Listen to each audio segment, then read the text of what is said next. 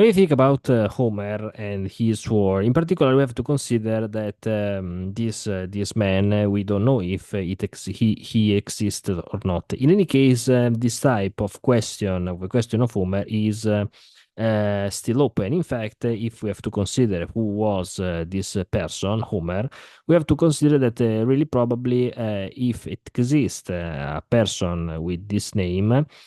Probably Homer lived during the 8th or 7th century BC in Greece. In any case, Homer, it's supposed that he wrote the Iliad and the Odyssey, these two poems. The first poem about he, told about a war between a population, the Greek populations, and a population in Asia Minor, actual Turkey, in the city of Troy. And on the other hand, the second poem told about the travel of Odysseus that after the War of Troy tried to return to his island, to his kingdom, the island of Ithaca. This is interesting because, in any case, these two poems are really different. But why the issue of Homer is interesting? In any case, it's interesting because the issue of this type of topic that was developed was written in the 8th or probably or also 7th century BC. In any case, has some influence has some specific type of influential histories.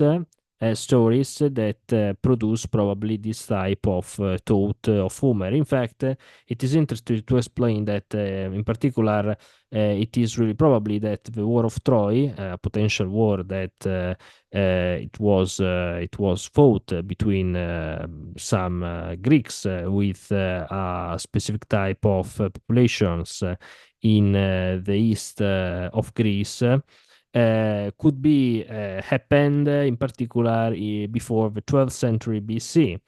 On the other hand, we know that from the 12th century BC to the 7th century, 6th century BC, there was the first colonization and the second colonization. What was the first colonization? The first colonization, it was that colonization that so Greeks colonized some city-states from Greece to Asia Minor.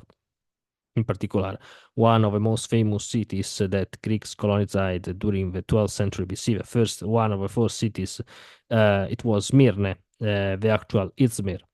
But other cities in Asia Minor that were founded by Greeks were, for example, Ephesus or near at the coast of the Black Sea in the north of Asia Minor, Sinope, a lot of cities, yeah, and Miletus, etc.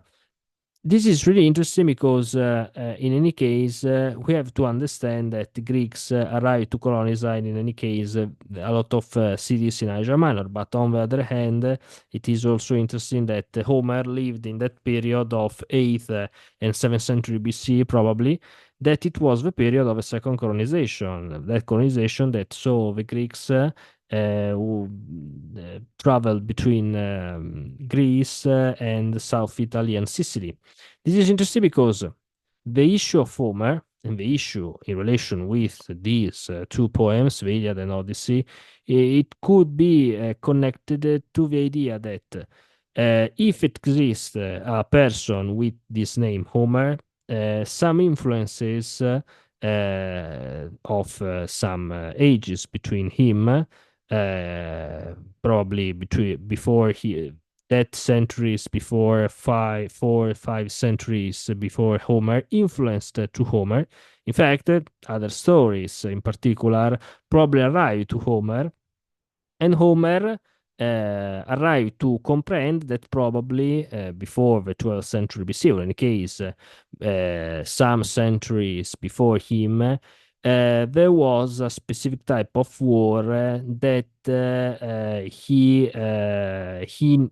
he knew that it was this type of war, but he didn't know how this war happened and what were the main characters of this war. In fact, on the one hand, the characters of the poem of, for example, the War of Troy in Homer are fantastic. In fact, there is Achilles, there is Hector, there is Parides, there are the gods of Olympus. These characters are all fantastic.